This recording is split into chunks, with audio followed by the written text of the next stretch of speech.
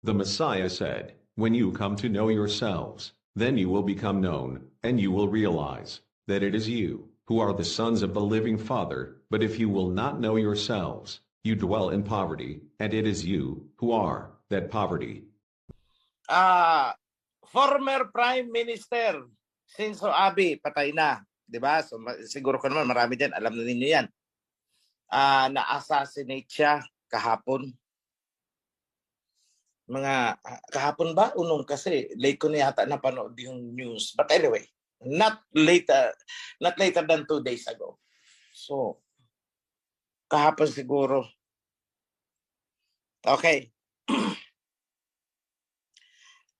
Sino nga ba si Shinzo Abe?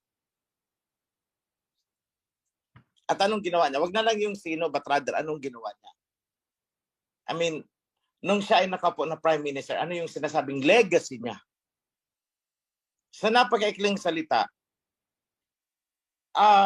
itong si Shinzo Abe, ang tao na nagbigay daan upang ang mga Amerikano ay makaposisyon sa Asia-Pacific strategy. Strategy ng mga kano para may implement dito sa atin. Yun. So ito si may mga comment nga sa YouTube na yan, si Shinzo Abe ay tuta, puppet ng mga Amerikano. And I watched another video. Itong si Shinzo Abe is ipinupus niya ang agenda, ang nais ng Amerika.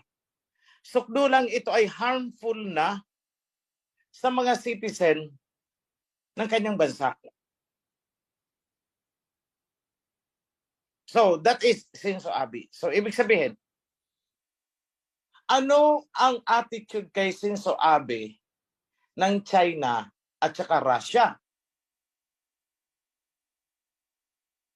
So ayaw sa kanya ng Russia. Ayaw sa kanya ng China.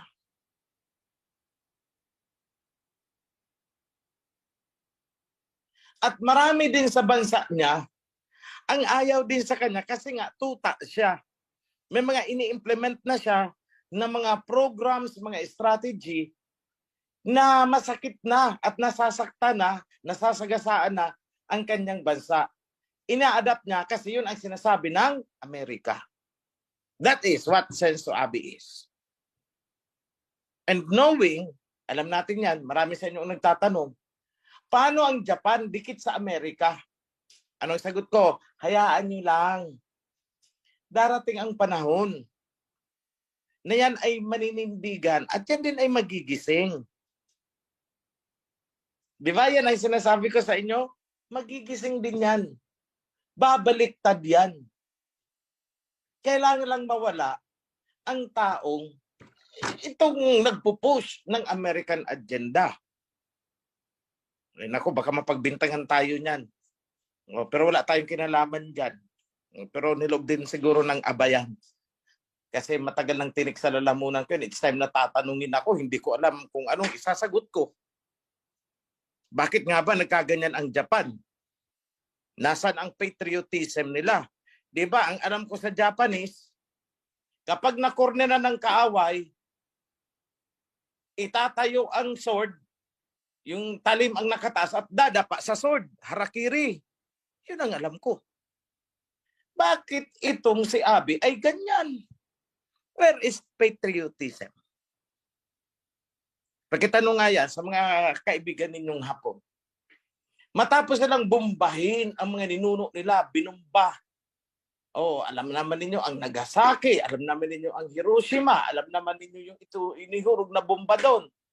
Ang daming namatay, halos mabura sila sa mapa, yung mga lugar na binagsakan noon. Then all of a sudden, here comes a prime minister na dumidila sa puwet ng mga taong bumamba sa kanila. Ano yun? Where is your patriotism? Where is your heroism? Siguro kung bubuhayin yung mga ninuno niya noon ng panahon nung ginawa yung bomba na yun, buhayin lahat ng mga namatay sa bomba na yun, lulusubin itong si Senso Abe. See? Ngayon, napapalayo sa Shemites ang mga Japanese at napapadikit sa Americans, sa Japhetites. But that should not be the case, sana, kung hindi dahil dito kay Senso Abe. Siya ang nag-push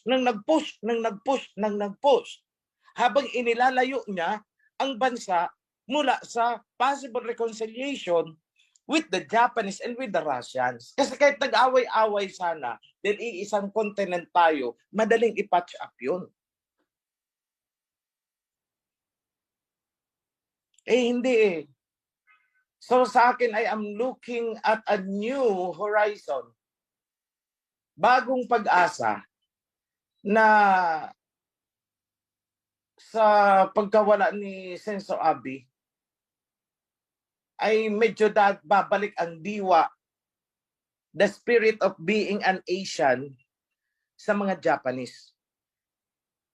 Parang minsan pag may nakausap akong Japanese, parang gusto kong sabihin, pag may nakikita akong Japanese, parang gusto kong sabihin sa kanya, kayong mga Japanese, you are Asian. Think and decide as an Asian. Huwag kayong nagpapagamit sa Americans. You are advancing their interest. Samantala, nagdi-deteriorate ang inyong welfare. So yan. Ngayon, dahil sa posisyon ng Japan na maka-west, kumakapit ang Taiwan sa Japan. Nagkakaroon na ng band and wagon. At sumasama ang South Korea. South Korea, Taiwan, and Japan.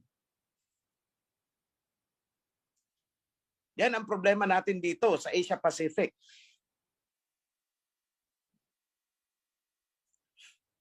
So yan ang latest update. Ngayon, doon naman sa Europe, Germany is malapit ng manikluhod kasi malapit na ang winter. O kayong mga nasa Germany dyan, o ano kayo, brace. Kasi pag dumating ang winter at hindi pa binubuksan ni Abe ang Nord Stream pipeline number 2, maninigas kayo sa lamig dyan. Ngayon, itong mga kagaya ng itong mga Europeans na to, ang pinagmamalakyan nila, ano ngayon kung hindi kami bentahan ng oil ng Russia? Pero actually, hindi naman sa ayaw ng Russia. Sinanction kasi nila ang Russia, binoykot nila ang oil ng Russia. Okay, di fine. Sabi ni Putin, fine. O di isara ko na rin, pati yung gas supply ninyo. Bakit? Porket yung gas, wala kayong makukunan, hindi nyo isanction. Yung oil, isa-sanction ninyo. Hindi, isara ko na rin ito. Ayan, ganyan nangyari. So, sinara. Sabi na, total, ang Norway ay mapapagkunan ng oil. Ito, kahapon. Nagwelga ang mga tauhan. Kumbaga sa atin dito yung Philippine National Oil Company. Ayan, PNOC. Oil nga ba? Ang meaning ng PNOC. I'm sorry. Basta yung kunwari PNOC, basta agency na humahawak sa energy sector ng Norway. Yun. Yung planta, yung 7 oil field nila goes offline. Bakit? Nag-walk out na ang mga empleyado. Di tuwang-tuwa na naman si Putin. And UK. Nag-resign na. Itong parang yung malakas ang hangin lagi, ang buhok. Yung malakas ang hangin sa labas. Ito, na Prime Minister nila. Si Boris, o si Johnson & Johnson, yung si Pulbos. Okay, malakas ang hangin sa labas. Nag-resign siya. Bakit? Nagkaroon ng mass resignation ang gabinete niya. Ayaw sa kanya.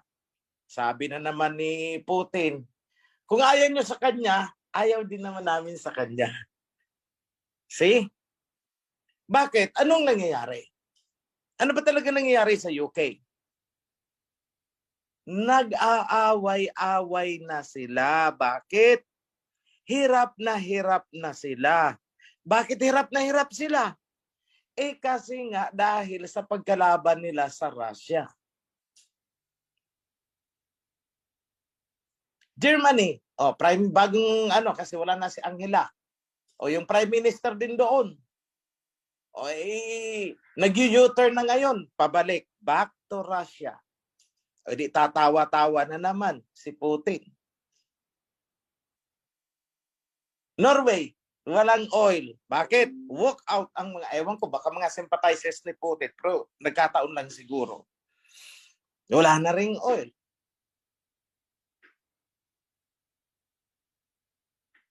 Anong nangyari sa Amerika? Amerika, pataas na pataas ang presyo ng oil. Nililigawan nila ang Middle East. Ini-snub naman nila si Biden. Venezuela, hindi na. Naunahan na sila ng BRICS. Niligawan na ng BRICS ang Venezuela. Siyempre, sumama ang Mexico, yung ano. So as you can see, kung naalala ninyo yung 2 years ago when I said na ang Semite territory ay magkakaisa. And that is now shaping. Di ba I told you that? Na mabubuo ito, not only militarily, but also economically. Mabubuo yan. And it's now happening. Yung mga tinik at kontrabida, unti-unting nalalaglag. Tingnan mo. Japan. Isa na lang ang problema dyan, Taiwan. Pero mukhang itong babaeng presidente ng Taiwan ay nakikipag-hi and hello kay Abe okay. Let's see what's going to happen next. Papalakpak kayo.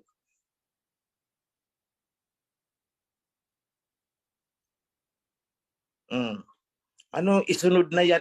Kasunod na yan. Akala ko isunod na yan. Wag ganun sis. Baka tayo ipapagbintangan. Isunod na yan. Mali pala ako nagbasa. Kasunod na yan. Wala tayong kinalaman dyan. The Spirit is moving. Kung paano tayo ay natipon because of the Spirit of the Covenant. It is also the Spirit of the Covenant na bubukag sa kanila. They will be stirred. Hahalukayin din sila ng Spirit of the Covenant. Sila hindi magkakasundo.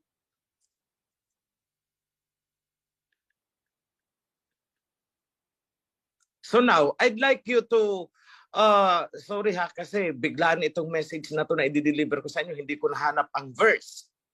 But this is found in Isaiah.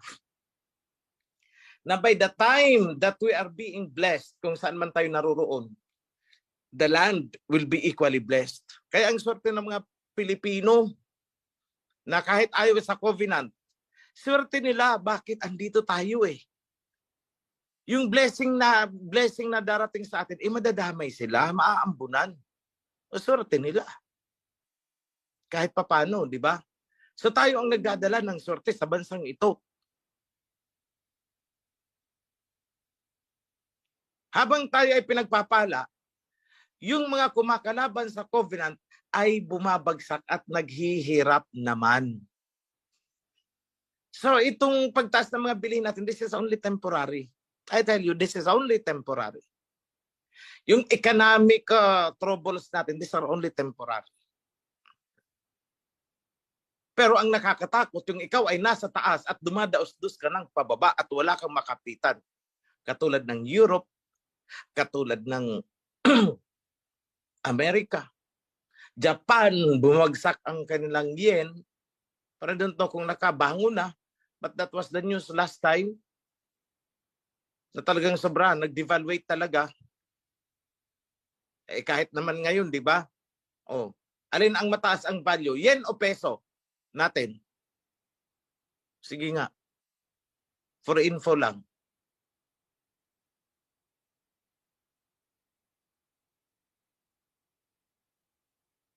Dumausdos din ang Japan. So naandyan yan, nasusulat yan ni Prophet Isaiah at naandyan din yan sa Revelation. The four horsemen. Diba?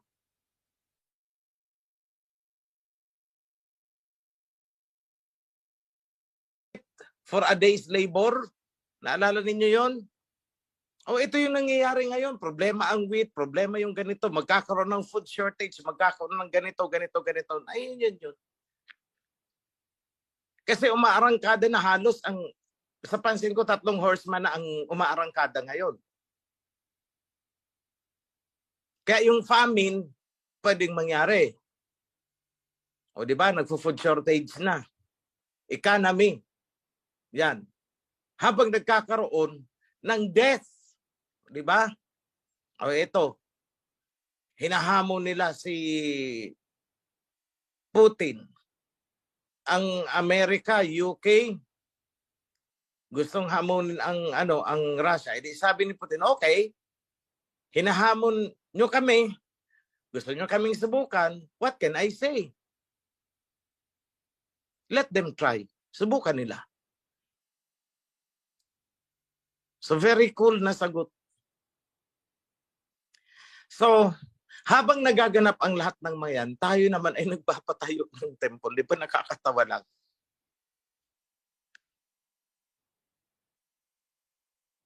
As the days of old, nung itinayo ang second temple, panahon ni Ezra, di ba panahon ng kaguluhan yun? O, panahon din ng kaguluhan ngayon. While we construct the temple, sana mayroong makapagbigay pala ng update habang nagsasalita ako, prepare nyo na ang mga video dyan. Para naman makita nyong tumatayo na rin ang dingding ngayon. Dati puro poste lang. O kahapon pagpunta ko doon, yung mga dingding, nagbubuhos na. Yung iba, inaano na. There is very significant, yung nakakadili lang sa atin is yung panahon. So it's rolling over. At ang ganda niyan, pag nabuo yan, may mga pillars na malalaki na matataas, paikot. 12 pillars yan. O, di ba? Yung mga gusto magpakasal, o pwede na magpakasal doon sa gilid ng temple. Backdraft ninyo yung mga pillars ng lalaki. Kasi parang nasa Athens kayo ikinasal. Tatanungin sila, saan ka ba ikinasal? Sa Athens ka ba ikinasal? Sa Greece? Ay, hindi. Diyan yan sa Kasili. Ikaw naman, Athens, ang layo nun. O, di ba? Ang ganda talaga niyan pag nabuo na. Then, sorry ha, tumatalon-talon ako, puro kwento ako eh. I'm giving you updates. Dito sa loob ng temple na yan, bigyan ko na kayo ng clue. Merong 3 stories yan sa loob. 3 palapag yan.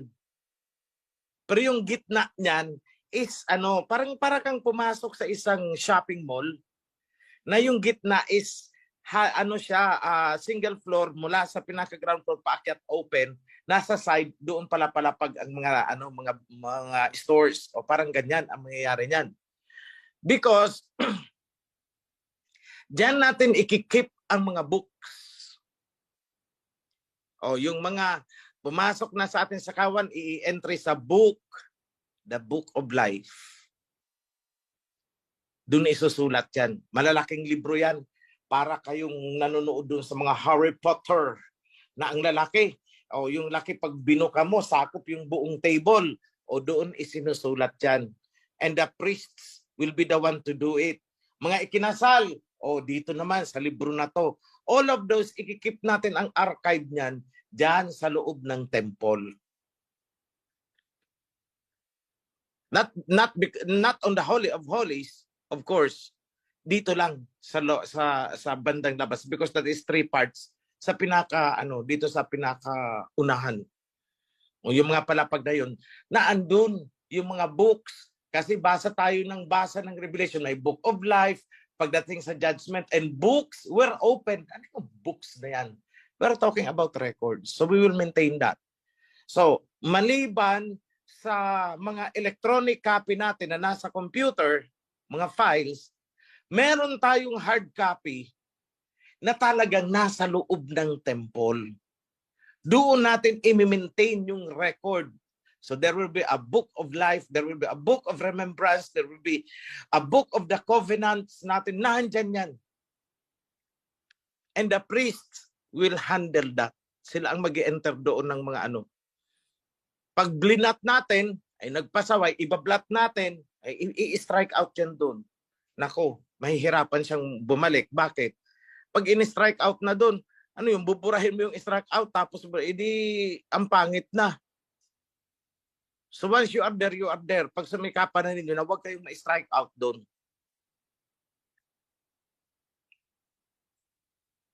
Yan. Mga baptismal records, andyan lahat yan.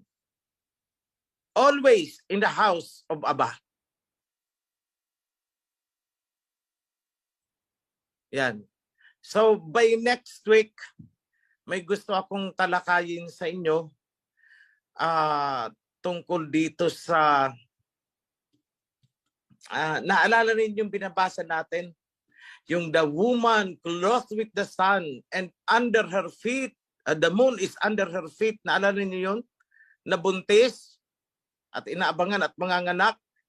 Tapos yung bata ay inisnatch daw ng ama, dinala sa kanyang trono sa langit. So akala natin yung Messiah, hindi. Bigyan ko na naman kayo ng clue. Before, nalilito ako dyan. Sabi ko, yung Messiah ito. And everyone else, ganun na agad ang automatic na iniisip natin eh. Pero look, tingnan nyo this is not self-serving. Kailan ba isinulat? Kailan ba okay, how would I say this? Di ba ang book of Revelation ay prophecy? Di ba? Ibig sabihin, yan ay ang kasulatan na yan ay magaganap sa huling panahon. Tama. Teka muna, alis na ako. Wala naman na palang tao dito. Opo. May tao. Dito po. Wala na. Aalis na sana ako. Tuloy lang po. Nakikinig po kami, mahal na hari. Di ba yan ay mga prophecy yan eh. Ibig sabihin, magaganap pa lang. Ito, tanungin ko kayo. Kailan ba ito isinulat? Naisilang na ba ang Messiah at nakaalis na, umakyat na, tsaka sinulat? O naisulat ito at tsaka isinilang ang Messiah? Anong pakaintindi nyo sa buong Revelation? Nakakit na po siya. Nakaakyat na.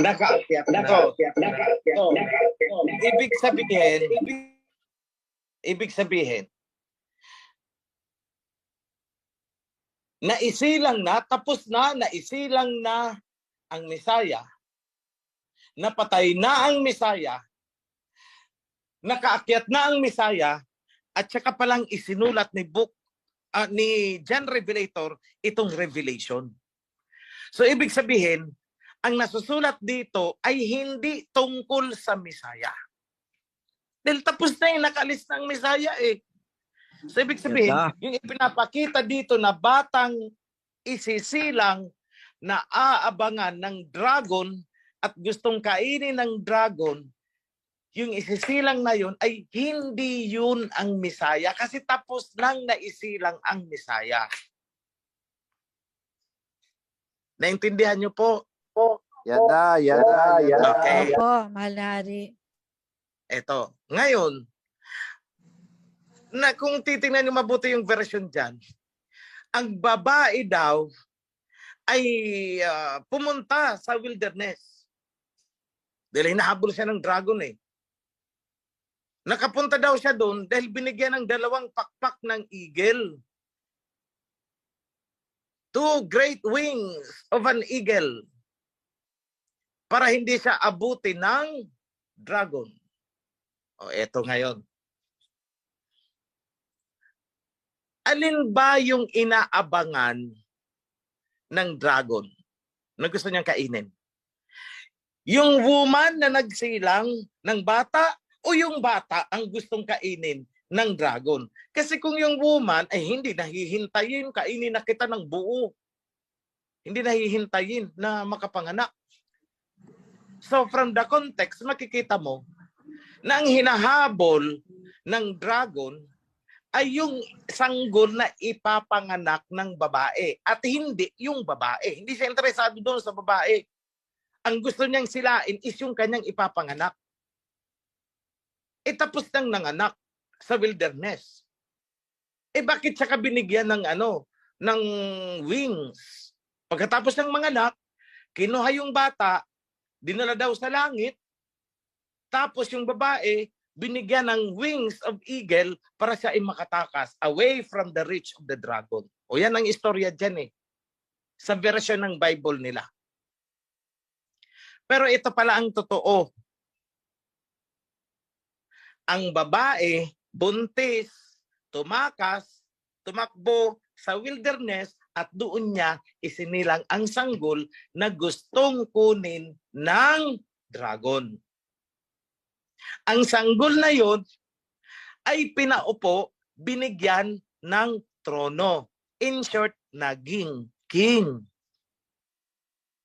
At ang king na yon ay binigyan ng 2 pakpak ng eagle upang hindi siya mahabol ng dragon. Because ang sanggol na yon is the eagle, the bird of prey from the east. So hindi po yung woman ang binigyan ng pakpak, kundi yung child. Para siya ay hindi mahuli-huli ng dragon. At ang child po ay hindi dinala sa langit. Hindi po yun ang Misaya. Kasi tayo puro langit ang nasa isip ng mga nagsulat niyan, puro pantasya. But that is geopolitics in the future. Ngayon, bakit naman hahabulin ng dragon? Sino ba yung dragon with 7 heads? Di ba't yung mga Europeans yan?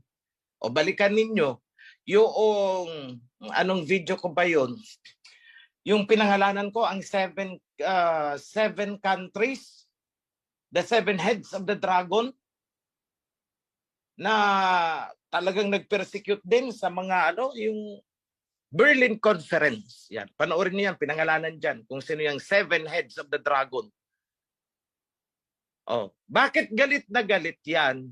Dito sa child na isisilang in the last days. Last days po last days. Bakit galit na galit? Kasi itong male child naman na kasi ito, ni-revise ang Torah. Ituloy na bulgar ang lahat-lahat.